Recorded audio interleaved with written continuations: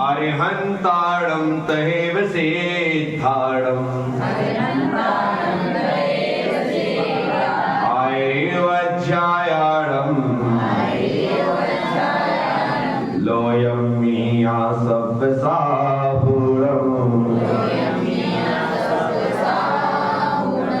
24 तीर्थंकर भगवान की, बोलनाय पार्श्वनाथ भगवान की, विश्व भगवान महावीर स्वामी की, गुरु गौतम स्वामी की, चार्य चक्रवर्ती आचार्य संत सगज महाराज की, आचार्य गुरुवर श्री पुष्पदंत सागर जी महाराज की, बोलिए परम पूज्य आचार्य गुरुवर 61 प्रज्ञा सगज महाराज की, दिगंबरा दिगंबरा महासाधु महासाधु।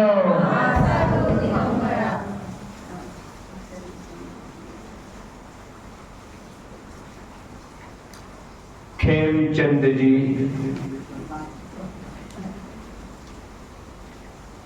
जिनके पास निर्णय सुनाने के लिए सिर्फ एक दिन का वक्त, लेकिन नियति को भी उनकी शादी मंजूर नहीं थी।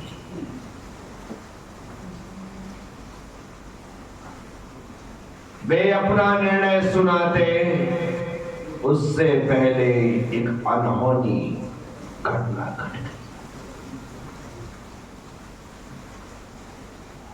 कहां सहनाई बजने की बात चल रही थी, वहां मातम के स्वर गूंज उठे। खेमचंद जी के छोटे भाई उदय चंद जी का आकस्मिक निधन हो गया।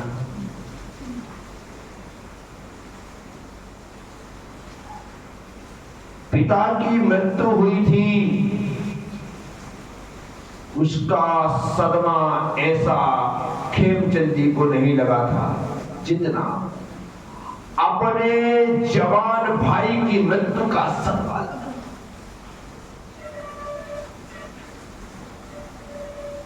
हिम्मतवर थे, दृढ़ता थी, लेकिन भाई की मृत्यु ने उन्हें झकझोर दिया, हिला दिया। वे यदि विवाह नहीं कर रहे थे, निर्णय नहीं ले रहे थे, तो उसके पीछे भी कारण थे। कारण यह था कि उस समय देश में स्वतंत्रता की लड़ाई चल रही थी। बड़े होने के नाते उनके भीतर परिवार की रक्षा का दायित्व तो था ही, लेकिन वे देश प्रेमी थे। इसी वजह से खेमचंद जी समय समय पर होने वाले आंदोलनों में शामिल होते थे। वे स्वतंत्रता संग्राम के लिए जेल भी गए।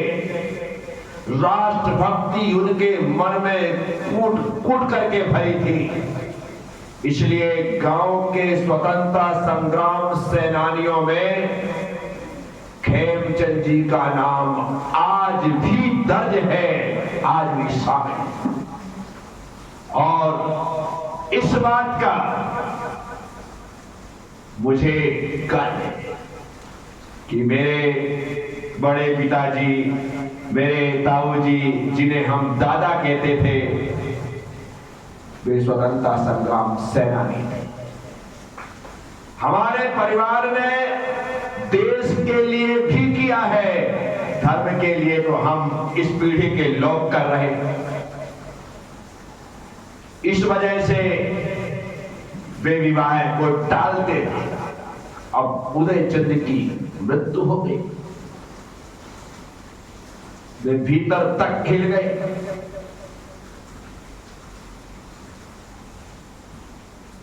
उनकी विवाह की चर्चा बंद हो गई।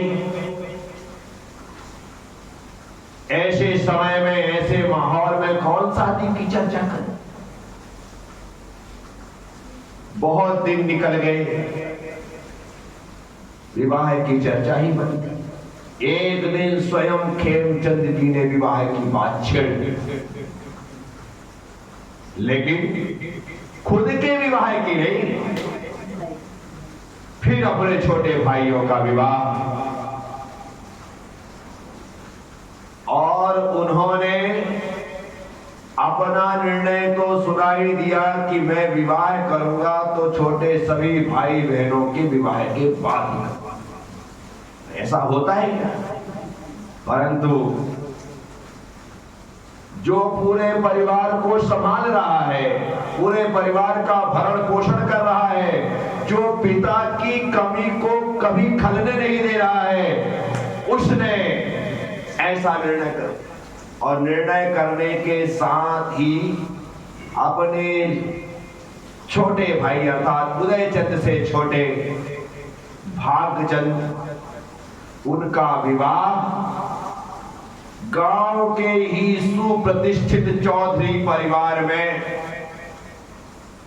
उन्होंने चंदाबाई के साथ भागचंद जी का विवाह करवाया।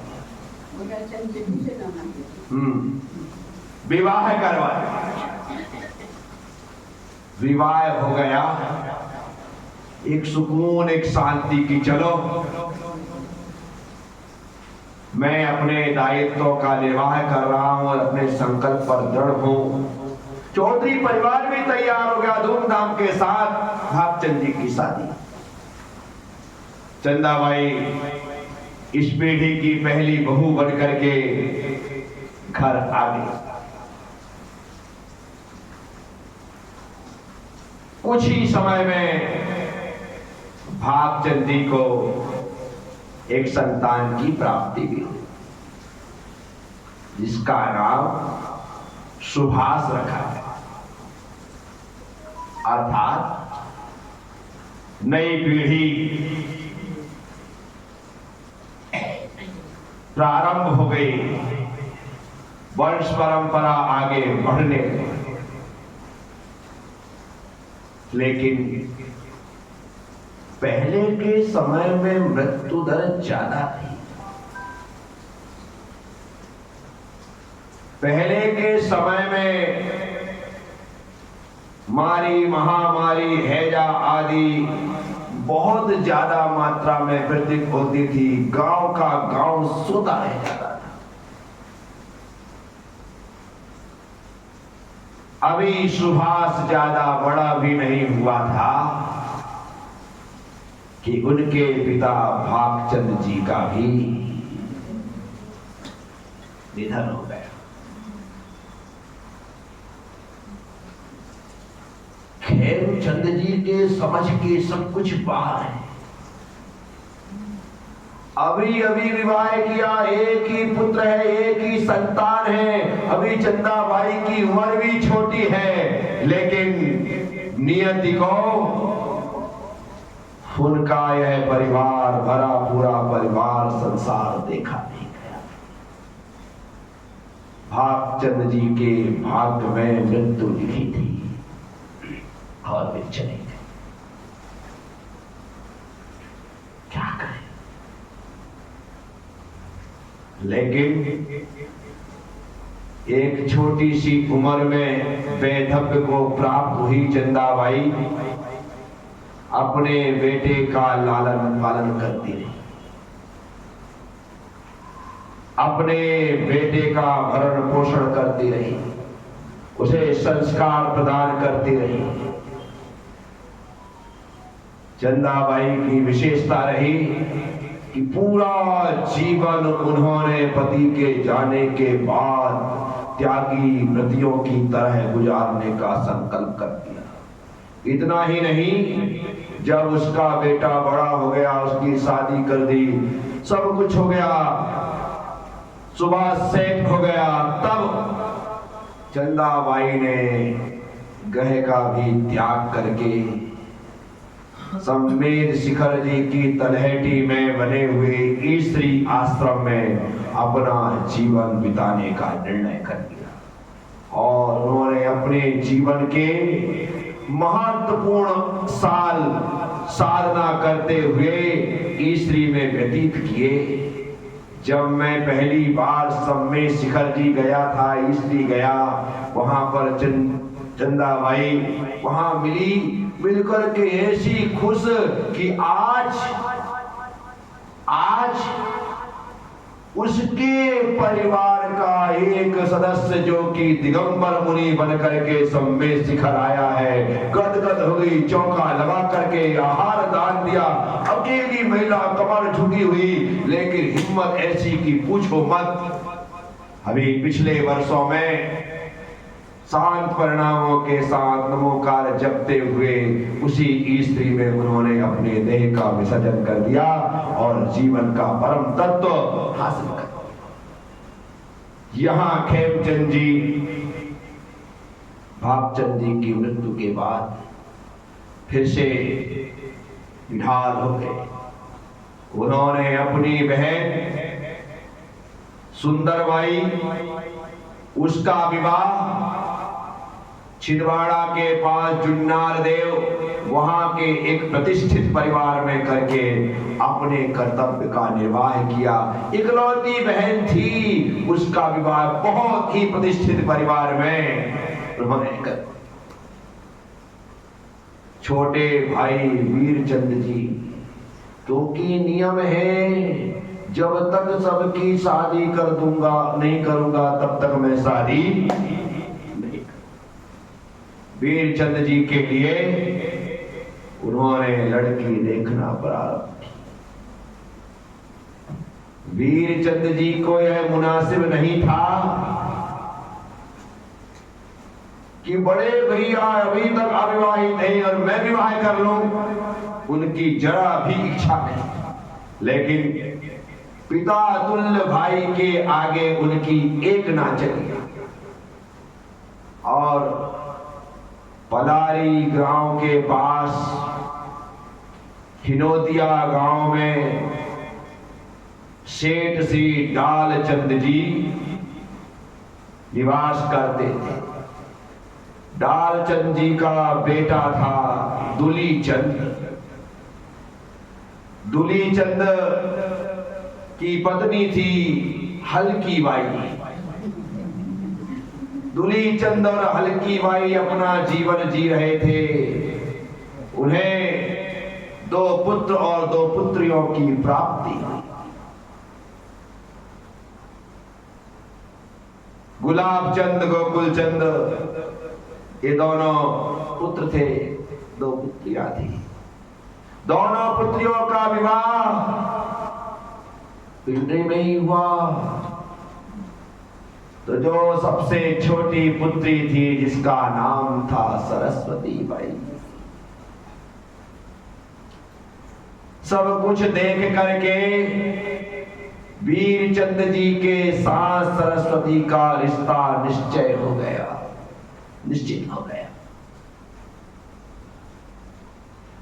सारी तैयारियां हुई और एक दिन शुभ श्रेष्ठ मुहूर्त में अपने सबसे छोटे भाई वीरचंद जी का विवाह सेठ दुलीचंद जी की सुपुत्री हल्की बाई की सुपुत्री सरस्वती के साथ वीरचंद जी का विवाह हो गया। वीरचंद जी का विवाह सरस्वती बाई।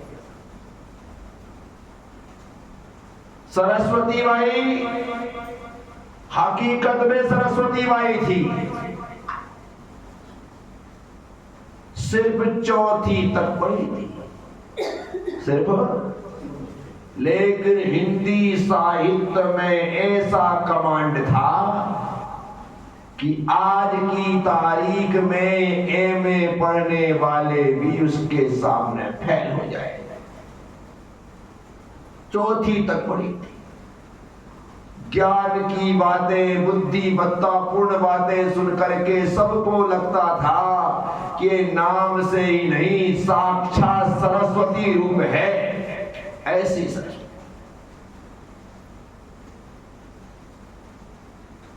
ऐसा मणि कांचन संयोग को वीर को सरस्वती मिली, वीरचंद को वीर को सरस्वती मिली, और परिवार को वीर की सरस्वती मिली। ये सही होता है। और हम लोग तो यही मान के चलते हैं कि आज यदि उनकी 8 संतानों में ज्ञान की प्रकटता है तो ये सरस्वती माँ की ही कृपा और अनुकंपा है कि वैसे संस्कार इतनी ज्ञानी, यानी कि मेरी तो माँ थी ना। मैंने तो जाना है हिंदी साहित्य में कोई भी कैसी भी पहेली कभी भी पूछ लिया जाए, तत्क्षण जवाब। आप हम सब तो सोचते रहे, सिर खुजाते रहे, लेकिन यहाँ आपने पहेली पूछी और वहां उन्होंने उत्तर दिया। इतना ही नहीं, हिंदी साहित्य के किसी भी शब्द का अर्थ पूछो तो अर्थ पता हो। इतना ही नहीं, आप हिंदी शब्दों का पर्यायवाची पूछो तो पर्यायवाची पता।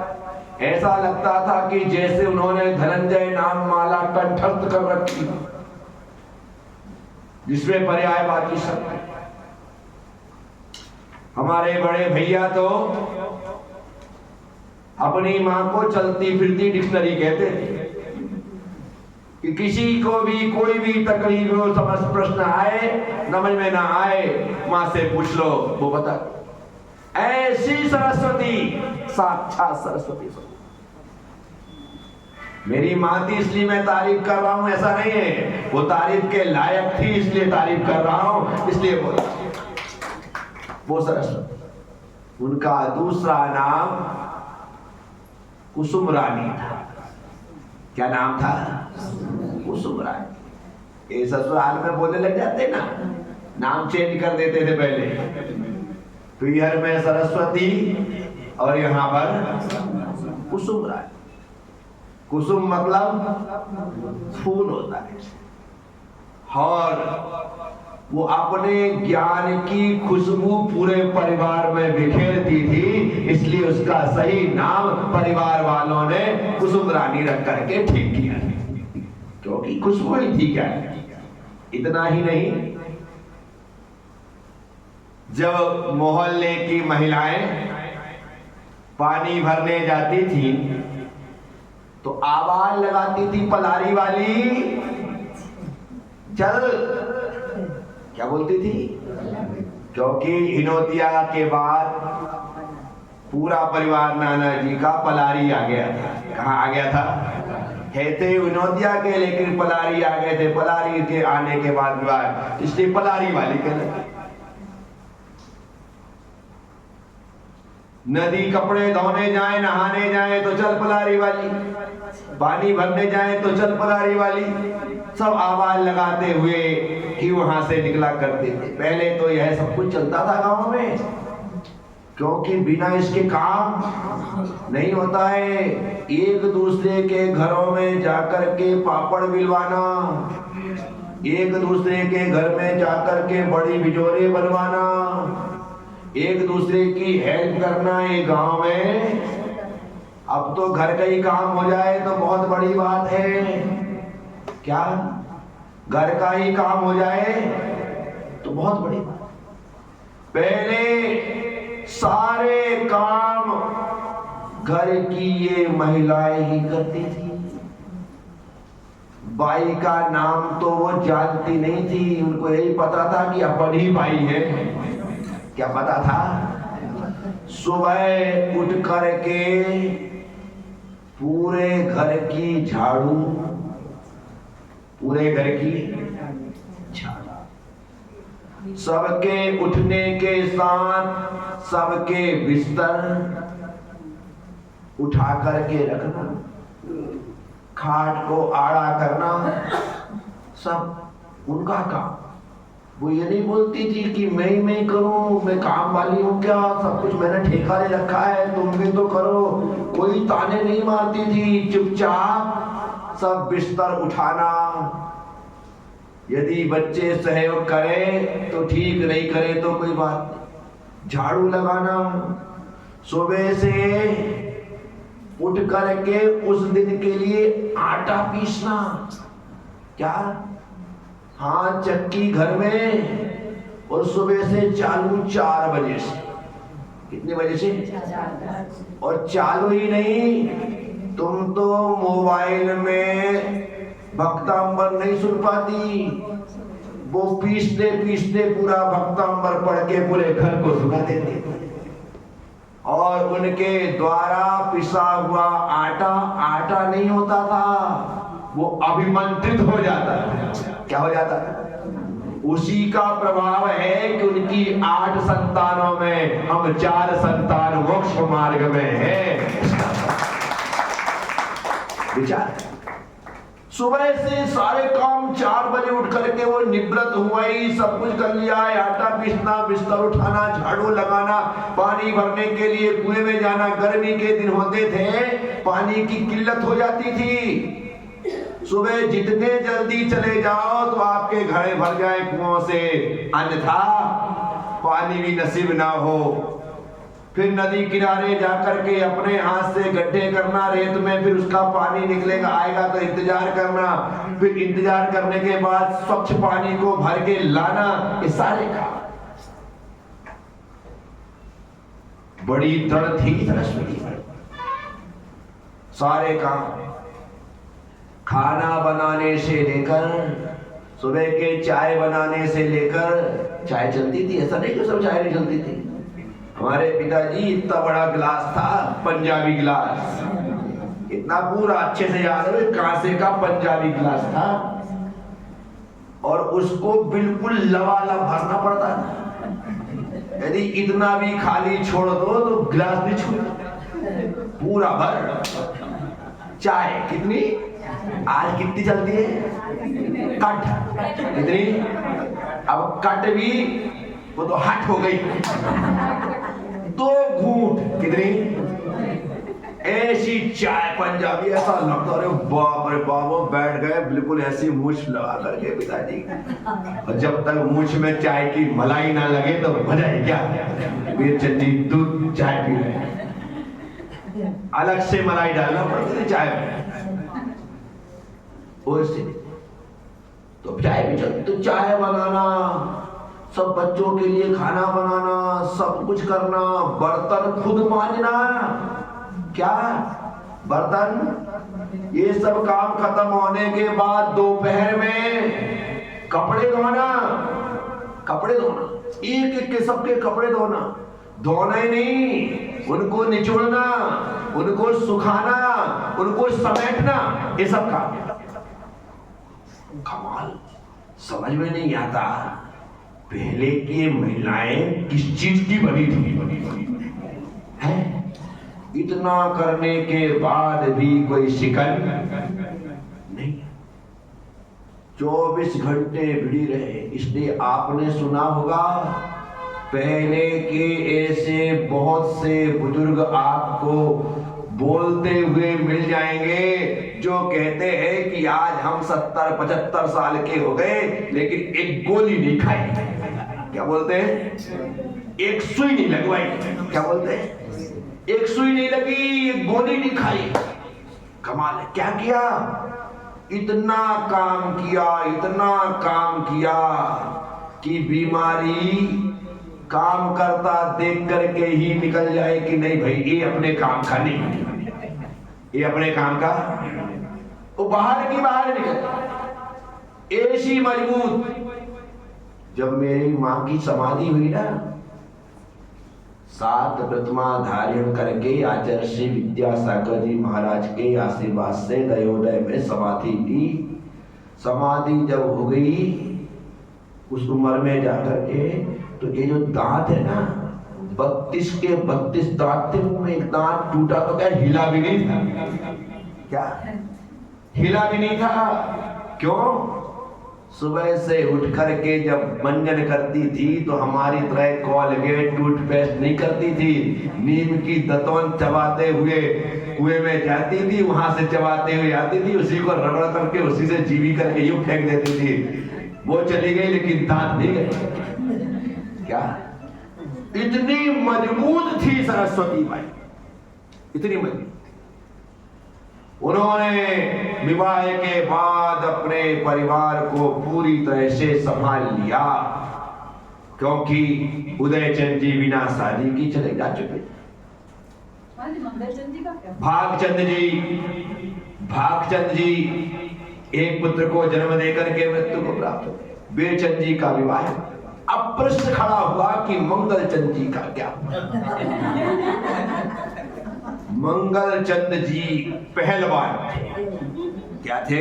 पहलवान। 500,000 दंड तो वो बच्चों की तरह, यूं बच्चों के खेल की तरह पेल लेते थे। 500 दंड, 1000 दंड पेल लेते, इतने मजबूत थे। उनको एक बार मंत्र सिद्धि का शौक चढ़ गया। निडर थे, निर्भीक थे, कोई डर नहीं था। मंत्र सिद्धि की भावना, और बिना गुरु आज्ञा से, बिना किसी से पूछे मंत्र मिला, और भक्तांबर जी के रिद्धि मंत्र की जाप के लिए वो शमशान में जाकर के बैठने। सिद्धि का दिन आया, आज सिद्धि हो जाती। उनके सामने भयंकर डरावने देवी देवता, भूत प्रेत राक्षस सब उनके सामने आ गए, और उन्हें देख करके एकदम वो घबरा गए, और जैसे ही घबराए कि पागल हो गए। क्या हो गए? विक्षिप्त हो गए। जीवन भर फिर वे विक्षिप्त ही रहे, क्योंकि कोई जानता ही नहीं था कि इनको जो हुआ है अब इससे छुटकारा कैसे मिले। कोई नहीं जानता था, तो वह जीवन भर वैसे ही विक्षिप्त अवस्था में, वही कुठलिया थी, उसमें पड़े रहते थे, वही गंदगी, वही बैठना, कुछ अलग की उनको शुद्ध बुद्धि नहीं था, कुछ समझते नहीं थे। इस कारण से उनके विवाह का तो कोई प्रश्न ही नहीं उठता है। तो इस तरह से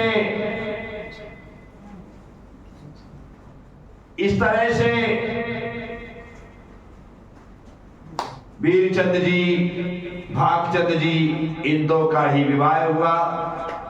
एक की मृत्यु हो गई, एक विक्षिप्त हो गए। सबका विवाह करने के बाद खेमचंद जी, जो कि स्वतंत्रता संग्राम में जेल भी जा चुके थे, अब उनकी उम्र भी बहुत हो गई थी, और अब इतनी उम्र होने पर उनसे कहा कि अब आप विवाह कर लो। तो उन्होंने विवाह करने की स्वीकृति दे दी कि अब मैं सभी दायित्वों से मुक्त हो चुका हूं, अब मैं शादी करूंगा, अब मैं शादी। दादी जी भी थी। दादी तो रही होगी, पता नहीं हमको, क्या उनकी मृत्यु का कहीं उल्लेख हमको भी लगे। तो वो तैयार हो गए शादी के लिए। अब शादी के लिए तैयार तो हो गए, पर लड़की पहले के समय में तो बाल विवाह हो जाते थे, अब तो ये बड़े हो चुके हैं, अब शादी करना है, स्वीकृति है, अब लड़की को ढूंढना है कि कहीं कोई लड़की मिल जाए और खेमचंद जी का विवाह हो जाए। वीरचंद जी सबसे ज्यादा उत्सुक है कि किसी भी प्रकार से जल्दी से कहीं लड़की मिले, और इनका लड़की की तलाश, लड़की को ढूंढना प्रारंभ किया गया। सब लोग लगे हैं कि किसी भी प्रकार से खेमचंद जी का विवाह हो जाए। अब लड़की ढूंढ रहे हैं, रात भर में मिल जाएगी तो कल शादी कर देंगे। और नवा सबसे